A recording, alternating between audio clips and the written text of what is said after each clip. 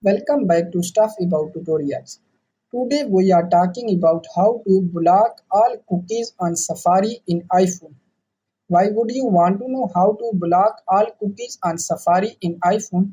Well, maybe it is your first time using an iPhone and not sure how to block all cookies on Safari in iPhone.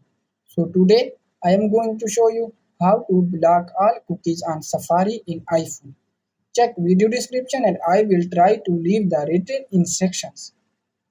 Blocking all cookies on Safari in iPhone is quite simple and easy to do, and the process is same for all iOS devices.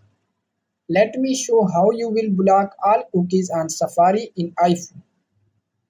First of all, open setting in your iPhone and now first scroll down this page until we found Safari and then tap on it. And now again scroll down this page and then in privacy and shortcut section click on toggle button next to block all cookies. If you block cookies website may not work properly and now click on block all. So there you go. If you were wondering how to block all cookies on Safari in iPhone, that is the easiest way I know. If you know another way, please leave a comment below. Be sure to subscribe for more videos.